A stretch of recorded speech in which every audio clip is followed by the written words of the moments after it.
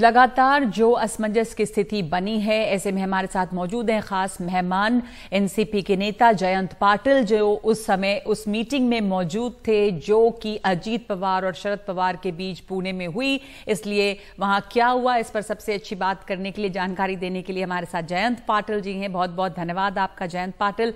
और ये सवाल बार बार उठ रहा है कि जो मुलाकात हुई वहां पर आप मौजूद थे, इसे लेकर कितनी भी बार सफाई दें, लेकिन आज भी जिस तरह से पोस्टर्स दोनों के साथ साथ लगे हुए थे, स्थिति अब तक साफ नहीं दिखती है। क्योंकि शरद पवार कुछ भी नहीं कह रहे अजीत पवार के खिलाफ, जबकि वो चुनाव जो कैंपेन, जो स्वाभिमान रैली है, वो एक अलग खेमा है, एक अलग गुट है।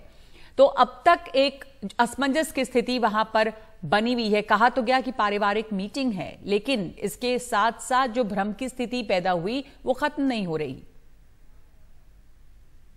उनके जो फैमिली फ्रेंड्स थे, उनकी वो कोशिश थी, लेकिन अभी मुझे नहीं लगता कि इसमें कुछ प्रगति हो पाएगी।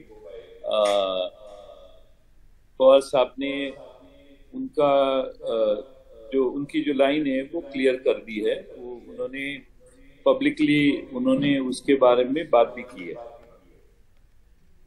नहीं, उन्होंने बात तो की है पब्लिकली। ये भी बात है कि ठीक है, ये पारिवारिक मीटिंग थी, लेकिन एक दूसरे के घर पे हो सकती थी पारिवारिक मीटिंग, अगर परिवार में सब ठीक है। वहां पर आपकी भी मौजूदगी थी, वो क्या कहती है? एक किसी तीसरे शख्स के घर पुणे में ये मीटिंग हुई थी। नहीं, ऐसा है कि वहाँ एक वसंतदादा शुगर इंस्टीट्यूट नाम की संस्था है। वहाँ पे जो लोग वहाँ उस नजदीक जगह पे उनके एक फैमिली फ्रेंड है, उन्होंने बहुत आग्रह किया, इसलिए वो मीटिंग हुई।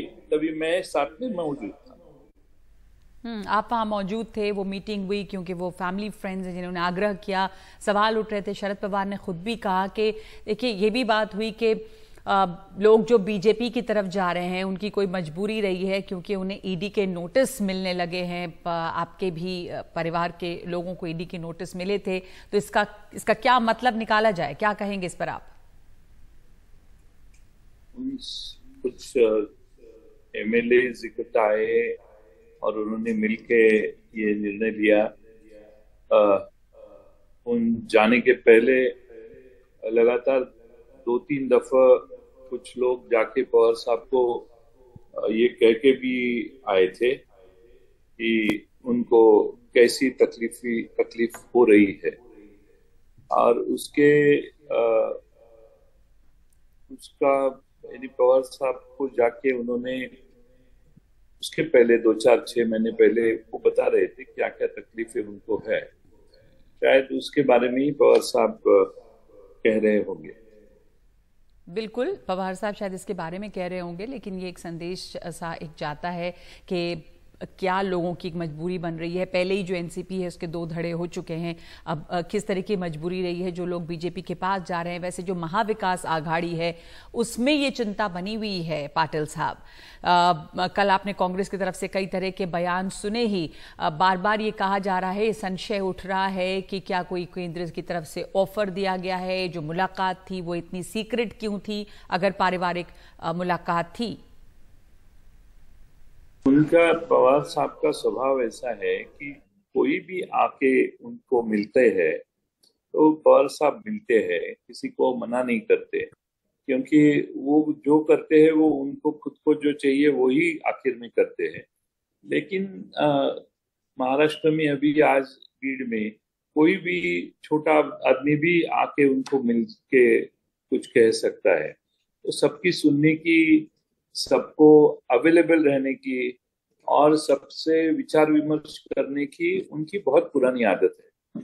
और उससे बहुत काफी लोग उनको मिलते हैं। इसका मतलब ये नहीं हुआ कि जो मिलते हैं उनके ओपिनियन को वो सब्सक्राइब करते हैं, उनके ओपिनियन के साथ वो जाते हैं। लेकिन अभी इतने साल से कुछ लोग काम करते हैं, 25 साल से हमारी ये पार्टी काम कर रही है। उसके पहले भी हम में से कुछ लोग उनसे जुड़े थे। तो ये सब इतने पुराने साथ लोगों ने दिया है। वो अगर आके मिलना चाहते, कुछ बातचीत करना चाहते, वो ना नहीं कहेंगे, लेकिन वो उनके मुद्दे पे ठाम है और उनकी भूमिका उन्होंने स्पष्ट की है। और मुझे लगता है कि उसमें कोई अभी शंका जताने की कोई बात नहीं है। शंका इसलिए भी उठ रही है, उन्होंने अपनी स्थिति तो साफ कर दी है। सुप्रिया सुले ने भी कहा, शरद पवार की तरफ से भी सफाई आई, लेकिन आज भी देखिए कि जो स्वाभिमान रैली हुई बीड़ में, उसमें पोस्टर्स लगे हैं, वो शरद पवार और अजीत पवार के साथ साथ पोस्टर लगे हैं, जबकि पार्टी एक दूसरे के खिलाफ है। और कहा जा रहा है कि शरद पवार अजीत पवार को आशीर्वाद दें। तो वहाँ पे वो जो इलाका है वो अब अजीत पवार गुट के साथ गए जो नेता हैं उनका है। क्या संदेश जा रहा है? ये जनता को तो भ्रम इससे पैदा होता ही है। नहीं, अभी ये जो पोस्टर्स है वो शरद पवार साहब ने नहीं लगवाए। जिन लोगों को जो लोग पवार साहब को छोड़ के गए हैं, उनको पवार साहब का महाराष्ट्र में जो प्रभाव है उसकी जानकारी है। खासतौर पे बीड़ में पवार साहब क्या कर सकते हैं, उनका प्रभाव कितना गहरा है, इस इलाके में सब जानते हैं। अब पवार साहब आ रहे हैं, इसीलिए पवार साहब आने से हलचल तो मचने वाली है बीड़ में, बीड़ डिस्ट्रिक्ट में और मराठवाड़े में।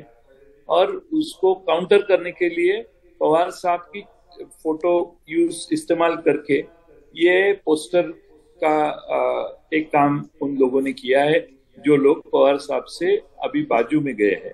ये जानबूझ के किया गया है और जो करने वाले हैं उनको मालूम है कि पवार साहब बीड़ में आने के बाद उनकी राजकीय परिस्थिति क्या हो सकती है।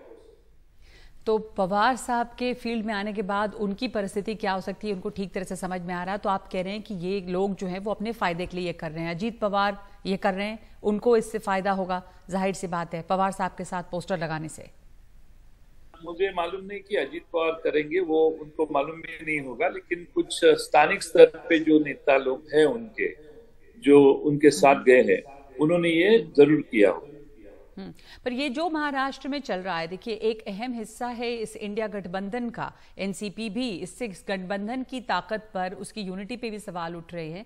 ऐसे आवाज उठ रही है कि कहीं पवार साहब का क्या अगला कदम होगा पता नहीं, क्या विकल्प खुले हुए हैं, कहीं वो बीजेपी के साथ ना जाएं, कहीं उनको पोस्ट ऑफर हो रही है। ये सब तमाम बातें हैं जो उस गठबंधन पे भी सवाल खड़े करती हैं।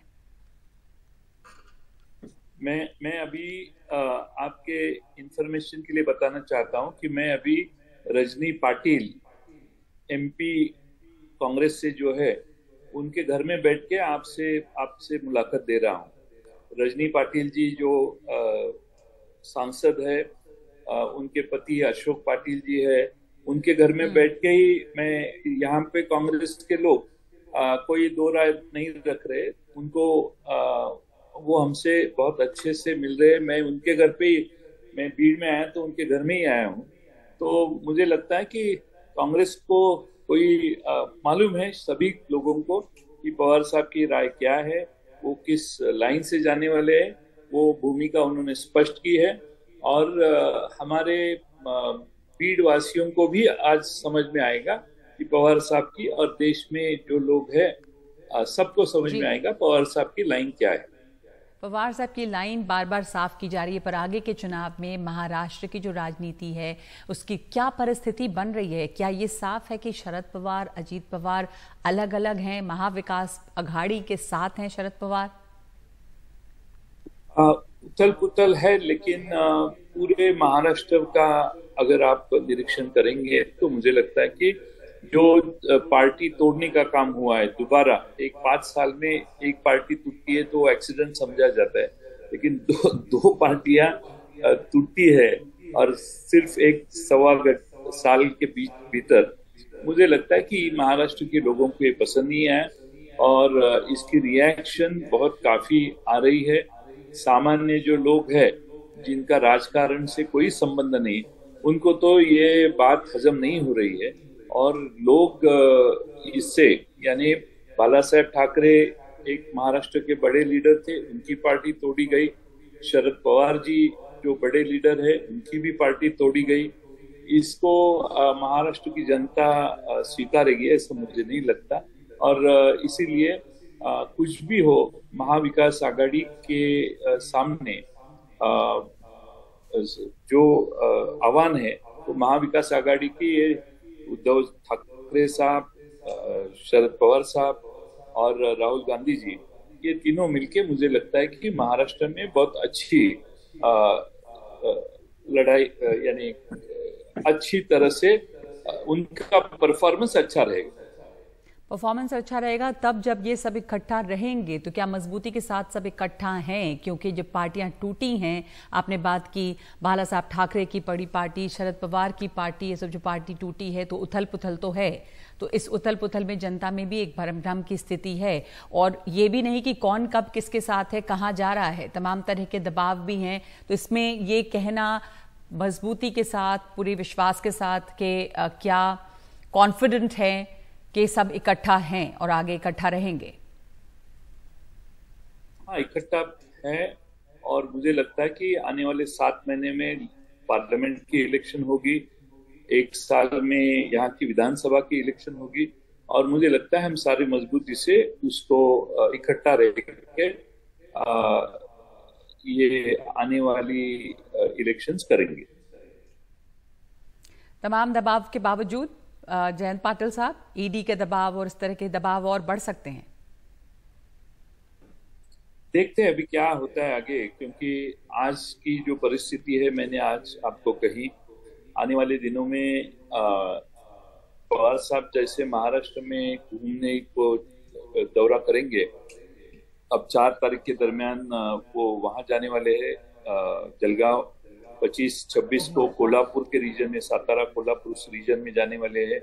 मुझे लगता है महाराष्ट्र का माहौल अलग होता हुआ आपको दिखाई देगा आने वाले कुछ महीनों में।